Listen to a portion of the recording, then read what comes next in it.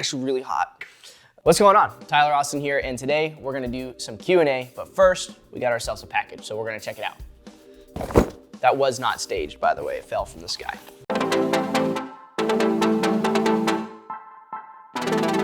I really appreciate those that send me packages. You guys definitely don't need to, but I'm not gonna tell you to stop because I like free shit.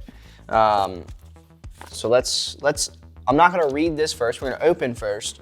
We're gonna see what we got. The reason I know it's, a little gifty package is because it comes in this nice fancy Amazon packaging. Oh.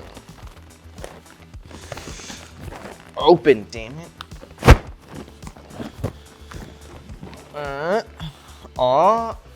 It's funny, we were literally talking about this earlier. A Ember temperature control mug, which is pretty sick.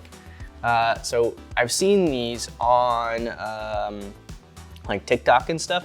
Basically, it's like a cup that stays and keeps your coffee warm. So thank you very much. Let's figure out who the heck this is from though. Cheers to a new chapter in my life and appreciating you for your integrity and modesty.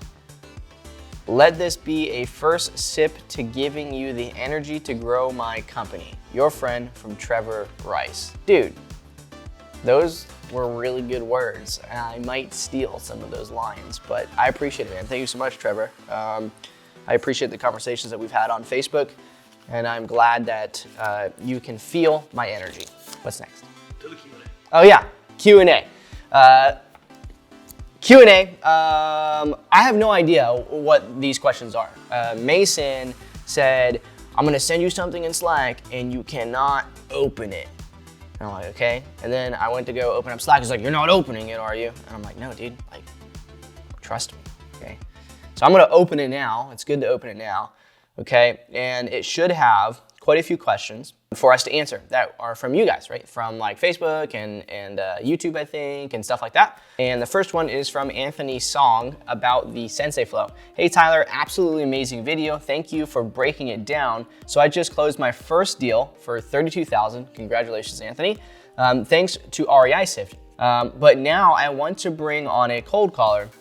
I've already got ZenCall set up and stacked list uploaded for her to call. Would you recommend me not doing that and using air call and the Sensei Flow? Anthony, I would say whatever you got your first deal from, you would continue to do that. However, the Sensei Flow and air call is not designed to replace your bulk marketing, okay? It is a bolster in order to either, if you're just getting started, to do the Sensei Flow and build traction, but you've already closed the deal, so you have some money to put back into your business. Don't take all of it and reinvest it right away. However, you're gonna do the Sensei Flow. You yourself can continue doing the Sensei Flow while they're on the bulk dialer, or you can have them on a Sensei Flow and you on a Sensei Flow, and then your next hire for a VA could end up doing the bulk dialer side, or you can do Sensei Flow in the morning, bulk dialing in the evening, whatever combination you want, but there does have to be, as you scale, or even now, there has to be a balance between both. The Sensei Flow is strictly designed to capture that 1% of data, to manage your leads, and to also capture the backside of that bulk marketing. So good question, man, and congratulations again. Big Brother in Life, I'm guessing that's their YouTube name, on one of our air call videos. Is this a triple line dialer? And can I put my virtual assistants on this system? And will I need CallRail? There's like 3 questions here. Number one, air call in the videos I show this, it's not a triple line dialer. In fact, you can go to their website and you can see exactly what type of dialer it is. So, but ultimately you're gonna have a combination of both air call or some other single line sales dialer like for your acquisitions, your dispositions, your lead manager, and so on. And to answer the backside of this question about CallRail is for tracking numbers. They do have the lead center. However, it is very expensive at scale. At one time I was spending close to $500 a month just for CallRail. Now I only have like 12 numbers in there and it only cost me like, $45 or $50 a month, or maybe it's like 65, I don't remember. But it's way cheaper, and I've added AirCall to handle all of our, sales teams, and that's way better and more effective. In fact, we use AirCall for our outbound prospecting as well, but again, we do that for Sensei Flow, and then for our bulk dialing, we're using other tools, right? So hopefully that answers your question. And yeah, you can put your VA also on air call. Michael Dubb, Duab, I'm gonna pronounce your last name wrong, but Sensei Flow question. Tyler, this new flow is amazing and I'll be implementing it into my business immediately. Good. But anyway, you said, my only question, what platform are you using for SMS follow-up? Can you text with AirCall? Absolutely, you can text with AirCall. Right now, I think you gotta be on their beta. So after you set up your account, you gotta message your rep and say, hey, can I get added to the SMS beta? And they'll add it into your AirCall account. So totally. The only thing I will say is if you plan on SMSing, make sure that you first get in the beta and then add your phone numbers, because if you get numbers right away in AirCall, they're not SMS enabled. So when you get SMS enabled, you're gonna have to buy new phone numbers, okay? But yes, you should totally be using AirCall to SMS. That's one of the beautiful things about the Sensei Flow as a whole, is you're literally building a KPI for both cold calling, texting, ringless voicemail, except for you're actually leaving a voicemail, but still what the response rate on voicemails are. In addition to direct mail, it's sequential marketing one-off. So literally you're creating KPI and doing everything. And if you guys don't know what the Sensei Flow is and you're watching this Q&A, in the description below, we'll have the link for being able to go and watch the Sensei Flow series, in addition to the data priority series and a diagram that we did to literally the blueprint to the whole thing. It's amazing. Mr. Jaybird, can you do a Sensei Flow with Calltools 2.0? You can't do a Sensei Flow with any bulk dialer, because if you're using bulk dialing, you're not getting the level of insight. The thing about the Sensei Flow is that you are getting 1% of data set, you're calling through each phone number and you're dispositioning each phone number, and you are handling and dispositioning that record and creating either a follow-up based off of the responses or whatever. If you wanna know how that works, that flow, and again, I can't stress this enough, this really irks me when people can't get this in their brain, is that the Sensei Flow, okay, it can be your very first model. It can be the very first thing you do. It could be the only thing that you do in your business with a bunch of VAs. However, the point of the Sensei Flow is strictly to get virtual assistants or yourself doing the marketing to the top 1% of your data, that tier 1 data, and getting the highest level of insight and clarity against that data as humanly possible. And if you were to look inside the REISift Mastermind community on Facebook, you will see tons and tons and tons and tons of success stories based off the Sensei Flow, in addition to individuals who are currently doing bulk marketing, like they're doing a ton of cold calling and they're using REISift to work that data and do it properly and manage their leads. And then they're adding the Sensei Flow on the front side of that, because what they found is that after cold calling a ton of records inside of the bulk dialers, there's still a ton of records that end up never even being called. There's no numbers that get reached, because the bulk predictive dialer is basically bypassing those numbers, right? And if you filter down into them, some of them was like one of the individuals, like 1,100 prospects that were like vacant, out of state, multiple vexations, and they've been bulk dialing it. They went through that whole list 10 times, and there was still 1,100 records that weren't even talked to. That stuff needs to be Sensei Flow, whether it's on the back side of your bulk marketing, on the front side. The Sensei Flow is a process to put into your business to bolster your marketing efforts, right? To gain more clarity, because what you can't do on a predictive dialer is you have no idea what's dead. You could dial through on a predictive dialer for a very long time, and it could be hitting the same numbers over and over, and then you call it with like AirCall or even your regular phone, and it's a dead number. Right, so the point of the Sensei Flow is to make sure that you understand what's going on with those prospects as quickly as possible, so that people that are doing direct mail is another really great way to use Sensei Flow, okay? Because you can first try to reach them on the phone, and then you can send direct mail to them if you don't reach them on the phone, right? So you're doing the least expensive strategy first, and then the more expensive strategy last, which is the whole point of the Sensei Flow to begin with, right? Okay, Dylan, Google Web Forms video. Is this preferred over the Add New Property tab inside of REISift? So if you're using a web form like Google Web Forms or any other web form to submit information into REISift, you could totally use the Add New Property, 100%. If you're gonna have that open, you might as well add it in there. The reason why we did that Google Web Form video is because we have some people who just want, like, for example, they have people who want to send them referrals, right? Well, if you're gonna send me referrals, maybe you just give them that Google Web Form link so that they can submit the referrals to you, no matter where they're located, if they don't have access to REISift, right? You can still use that web form, share the link, and then push information in that's inputted through the web form. So The main reason we came out with that is because people were asking for, like, I wish there was a way, like with a Google, like how Podio has their web form that they have built in. I'm like, well, yeah, you can already do that. You just use a Google web form or any other web form and just use Zapier. So that's why we made that video.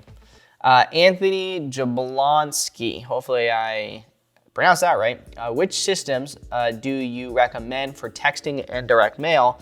You mentioned to use REISift, AirCall, Tally Count, and Google Sheets, but when following up with for texting and mail, which companies are you using? In the Sensei Flow specifically, I even show that I text using AirCall, right? And direct mail, I use REISift. REISift has the letters built in. We only send letters, and then every now and again we send postcards. But yeah, it's everything that you see in the Sensei Flow video is literally what I show you is exactly what we do.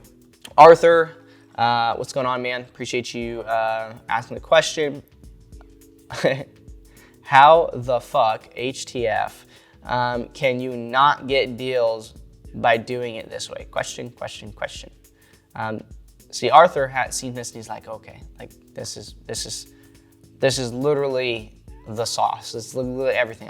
I'm saying the sauce because I think that's the new thing.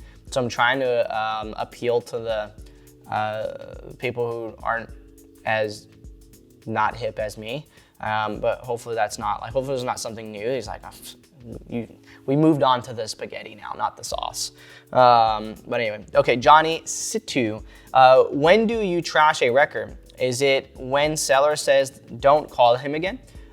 You wouldn't trash the record if a seller said not to call him again. You would just, DNC them and move. You never delete data. You paid for it. Why would you delete it? Why would you get rid of something that you paid for? That doesn't make any sense. It's kind of like, just because they don't want to sell now doesn't mean they don't want to sell in the future. So you never trash a record. Records never get trashed. The property only ever gets sold. It gets a new owner, and then over a period of time, they become a new prospect, right? It's nothing ever expires. Literally, there's no way, unless that house got ripped off of the land and it disappeared, in which case the land is still there, right? So it will always be something that's there. Okay, Bruce, remind me what ouchies are again. So ouchies is something, I have a habit of like naming things that without context make absolutely zero sense. So in the REISift community, we call them ouchies, vexations essentially, like they're problems that people have. So probates, tax delinquencies, tax auctions, foreclosures, all those types of situations that somebody might be having. It's kind of like, the prick on your finger, right? It's an ouchie, it's a boo-boo, right? I'm a dad, so one day I was like, you know what, rather than vexations, let's call them ouchies, right? Because it takes a little bit of the seriousness out of it, adds a little fun into the situation, and it allows us to think of it from a different perspective as entrepreneurs and as business people, like, okay, what kind of problems, like what kind of internalized ouchies do I have that I can think about that, if I was going through it, I would love someone to help me through the process, right? So that's what ouchies are, nothing too crazy. Abraham, my son's name is Abram, so anytime I see Abraham, yeah, it is Abraham, it makes me think about him, so good name. Does AirCall replace Calltools? I already answered that question. Basically, the answer directly is absolutely not. Oh, got a few more. Shooting a Q&A on Instagram.